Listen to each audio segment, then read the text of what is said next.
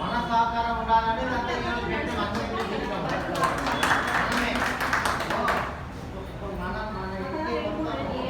మనం మంచి పెట్టుకోవాలి.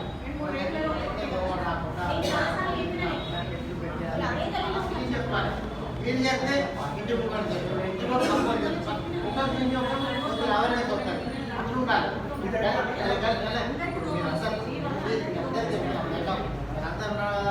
నరసింహ చెప్పాలి నేను వస్తాను. ఏం చేయాలి కమర్షియల్ కళ్ళు రావడానికి కష్టపడుతుంది. వీళ్ళు ఇల్లు ఉంటాయి, లారీలు ఉంటాయి కదా, వాళ్ళు ఏ సమస్య డబ్బులు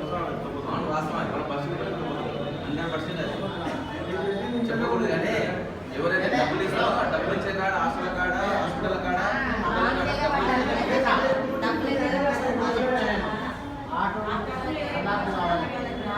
ఆటో మొత్తం తిరగాలి. వాళ్ళు ఏదో చేస్తారా లేదా రేపటి నిఘా పెడతాం.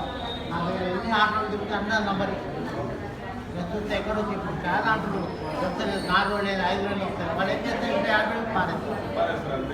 మాకు మీ డ్యూటీ నేను చెప్తున్నా. ఇప్పుడు చాలా మంది ఏమంటారు, నువ్వు ఆటోలు కూడా ఎక్కడ హాస్టల్ ఉన్నారు వాళ్ళకి వెళ్తారంట. ఇదేమో ఇప్పుడు ఈ ఆటోలు కూడా హాస్టల్ కాడ పోయి ప్రజలు ఆడే చెప్తారంట. అన్ని అక్కడ ఉన్నాయి కూడా దిగరాదు. నేను కూడా చూస్తాను, నేను కూడా దిగుతా, నేను కూడా వస్తాను. మధ్యలో కొంచెం నేను కూడా రోజు దిగుతాను. రోజు ప్రతి రోజు మధ్యలో 9 గంటల నుంచి 10 గంటల ఏం చేస్తాను నేను కూడా దిగుతాను. ఎందుకంటే ఇది చాలా ఎక్కడక్కడ చెత్త బాగా వెళ్ళిపోయింది, గడ్డి ఎక్కడక్కడ వెళ్ళిపోయింది, అంతా స్కూల్ కాడంటే ఇది వెళ్ళింది. గవర్నమెంట్ స్కూల్ చిన్న పిల్లలే కదా, ఇప్పుడు కొంచెం బాగుంటుంది.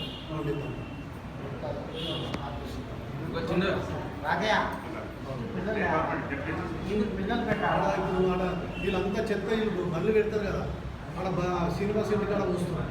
అది ఎంత మొత్తం ఇక అన్ని ఆడ వస్తారు. ఇప్పుడు కాదు, ఇప్పుడు ఏం కంపెనీ కూడా ప్లీజ్ కదా. మరి మనం ఇంత హంగామా పెట్టి లాంచ్ చేసి అది చేసి ఎక్కడ తగ్గట్టు ఉందంటే మరి మనం ఏంటి అంతా దీనికేనా? చూడండి ఆడండి చెప్పాలంటే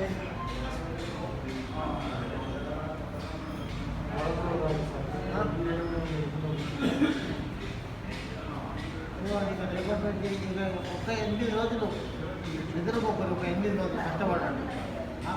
ఇంతకుముందు తిరిగి చేసి నేను మన ఆఫీస్లో కూర్చొని తీస్తాను. నేను అక్కడికి పోయి వస్తే 2-3 రోజులు అన్నది వాళ్ళ భక్తులు. ఇప్పుడు ఈ మధ్యలోనే